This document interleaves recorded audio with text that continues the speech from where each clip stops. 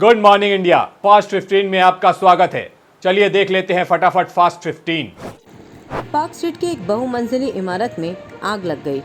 गुरुवार को दोपहर में एपीजे स्कूल के पास एक साड़ी के गोडाउन में आग लग जाने से इलाके में अफरा तफरी मच गई।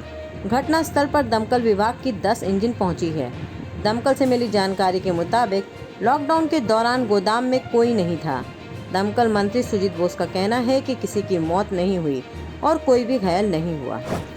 कोलकाता के भाटपाड़ा में बमबाजी की एक और घटना सामने आई। यहाँ व्यवसायियों के घर के बाहर कई बम फेंके गए। पुलिस ने अब तक 3 लोगों को गिरफ्तार किया है। सीएम ममता बनर्जी पीएम मोदी की बैठक पर जमकर भड़की। सीएम ममता ने आरोप लगाया है कि आज पीएम नरेंद्र मोदी की वर्चुअल मीटिंग में मुख्यमंत्री को नहीं बोलने दिया गया। उन्होंने कहा कि वो पूरी तैयारी के साथ गई थी, लेकिन उन्हें बोलने का मौका नहीं दिया गया। ममता ने कहा है कि बैठक में मुख्यमंत्री को पुतला बनाकर रखा गया। गुजरात और महाराष्ट्र समेत कई राज्यों में तबाही मचाने के बाद अब साइक्लोन तौकते शांत हो गया है। इस तूफान से अभी देश बाहर भी नहीं निकला कि अब खबर ये है कि एक और साइक्लोन गैस जल्दी ही आने वाला है। ये तूफान उड़ीसा और पश्चिम बंगाल में तबाही मचाएगा, ठीक उसी तरीके से जिस तरह आम्फान ने मचाई थी। मौसम विभाग के मुताबिक चक्रवात यस 26-27 मई को पूर्वी तट पर पहुंचने का अनुमान है। टीम इंडिया और न्यूजीलैंड के बीच 18 से 22 जून के बीच वर्ल्ड टेस्ट चैंपियनशिप का फाइनल मैच इंग्लैंड के साउथहैम्पटन में खेला जाएगा। दोनों ही टीम के खिलाड़ियों ने इस मैच की तैयारियां शुरू कर दी है। अब इस मैच से जुड़ी एक ऐसी खबर सामने आ रही है जिससे कि फैंस काफ़ी ज़्यादा उत्साहित होंगे।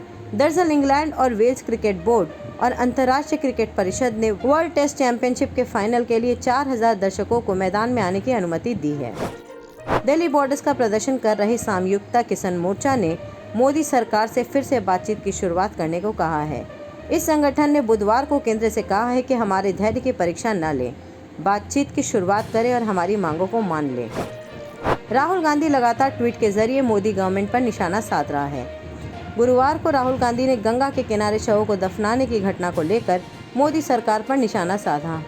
उन्होंने ट्वीट में लिखा है कि गंगा माँ की रेत से दिखता हर शव का कपड़ा कहता है कि उसी रेत में सर दफनाए मोदी सिस्टम रहता है। सलमान ने कोविड-19 से पीड़ित मरीजों के लिए 500 ऑक्सीजन कॉन्सेंट्रेटर की व्यवस्था की है। उन्होंने सोशल मीडिया पर फोटो शेयर करके इसकी जानकारी दी है। कोरोना मरीजों के लिए एक इमरजेंसी नंबर भी जारी है, जिस पर कॉल करके ऑक्सीजन कॉन्सेंट्रेटर की मांग की जा सकती है। महाराष्ट्र में ब्लैक फंगस सबसे ज़्यादा कहर बरपा रहा है। महाराष्ट्र में ब्लैक फंगस से अब 90 लोगों की मौत हो चुकी है। ब्लैक फंगस के अब तक 1500 केस पाए गए, जिनमें से 500 लोग ठीक हुए और 850 का इलाज चल रहा है। स्वास्थ्य मंत्री राजेश टोपे ने कहा है कि राज्य में अब तक म्यूकोरमाइसिस से 90 लोगों की मौत हो चुकी है। ये स्थिति बहुत ही गंभीर है, इसलिए हमें इसको हल्के में नहीं लेना चाहिए। हम महात्मा ज्योतिराव फुले जन आरोग्य योजना में जो 1000 हॉस्पिटल्स इम्पैनल्ड है, उसमें से भी हर डिवीजन में ऐसे हॉस्पिटल्स हम चुन रहे हैं कि जहाँ पर ये इलाज हो। गवर्नमेंट के मेडिकल कॉलेजेस से अटैच जितने भी हॉस्पिटल्स है, यहाँ वहाँ पर भी ये सब मुफ्त में इलाज होगा। जो इंजेक्शन है, जो सबसे महंगा है और सबसे ज़्यादा खर्चा वाला काम होता है, वो एम्फोटेरेसिन बी, ये इंजेक्शंस पूरा परचेज करके महात्मा ज्योतिराव फुले जन आरोग्य योजना के हॉस्पिटल्स को दिया जाएगा और गवर्नमेंट हॉस्पिटल्स को भी दिया जाएगा। तो इसीलिए म्यूकोरमाइकोसिस के मरीजों पे उनके जेब से खर्चा न हो, यही व्यवस्था हमने प्रॉपरली की है। हमने ग्लोबल टेंडर भी निकाला है एम्फोटेरेसिन बी का। यहाँ भी हमने ऑर्डर्स दिए हैं लोकल में, लेकिन ये ऑर्डर्स दे के कोई मतलब नहीं है, क्योंकि अलॉटमेंट जो होएगा वही हमारे को मिल सकेगा। नहीं तो हमने ऑर्डर दिया भी है, हमने तो 2 लाख वाइल्स की ऑर्डर दी है, लेकिन हमारे को मिला है अभी तक 15,000-16,000 वाइल्स। तो जो भी मिले हैं हमने सभी डिस्ट्रिक्ट्स को इक्वल जो संख्या है उसके मुताबिक हमने वो डिस्ट्रीब्यूशन किया है।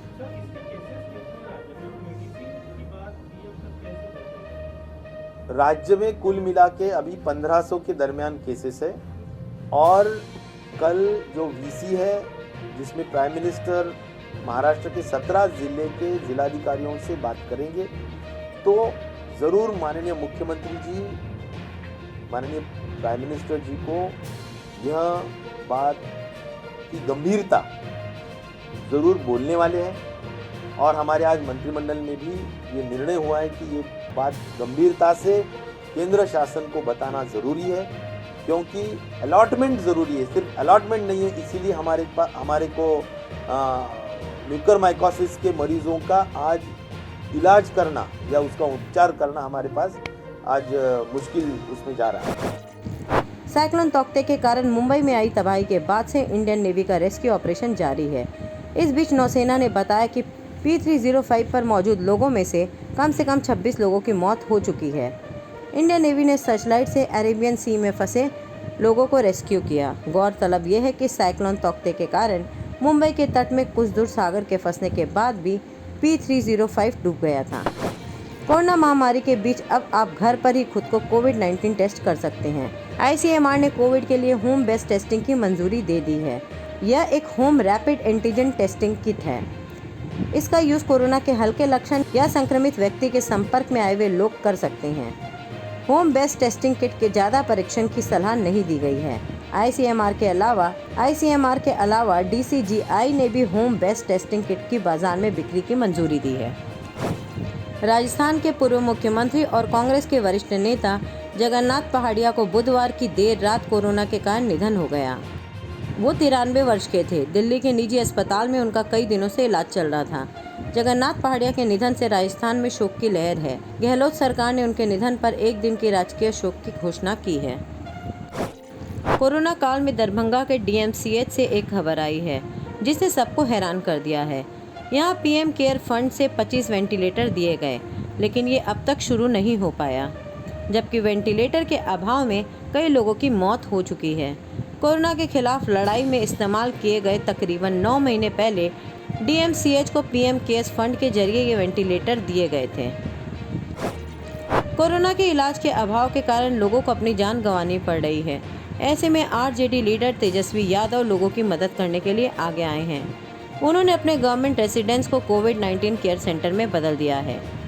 मैं राज्य सरकार से फिर से अपील करता हूं कि जो सरकारी आवास जो हमको आवंटित किया गया है एक पोलो रोड, उसको लेकर के आइसोलेशन वार्ड्स बनाए जाए, क्वारंटाइन सेंटर्स बनाए जाए, क्योंकि मरीज जो हैं बिहार के उनको सरकारी अस्पतालों में बिस्तर नहीं मिल रही, ऑक्सीजन नहीं मिल रहा, दवाई नहीं मिल रही। इसलिए हमने पूरी तरीके से सारा इंतज़ाम एक नंबर में एक पोलो आवास में जो है हमने किया है, चाहे बेड हो, ऑक्सीजन हो, दवा हो, खाने पीने की सामग्री हो, पूरी तरीके से मेडिकली इक्विप्ड जो ज़रूरत की चीज़ें हैं वो हमने व्यवस्था एक नंबर पोलो रोड में किया है। हमने कई बार मुख्यमंत्री जी को 4 साल में चिट्ठी लिखा, लेकिन उसका कोई अब तक उन्होंने जवाब नहीं दिया।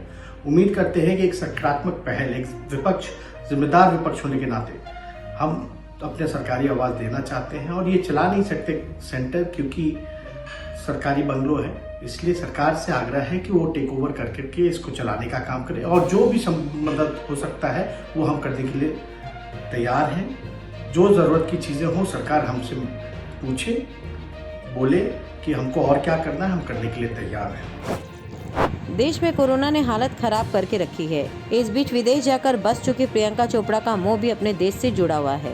यही वजह है कि कोरोना क्राइसिस के लिए वो मदद के लिए आगे आई हैं। इन दिनों कोरोना के चलते स्थिति चिंताजनक होने के कारण प्रियंका भी काफ़ी परेशान है। यही वजह है कि उन्होंने देशवासियों की मदद करने की ठानी है। उन्होंने 22 करोड़ रुपए फंड कोविड पेशेंट के लिए इकट्ठे किए हैं। आज के लिए बस इतना ही। कल फिर आएगा आपके सामने फास्ट 15।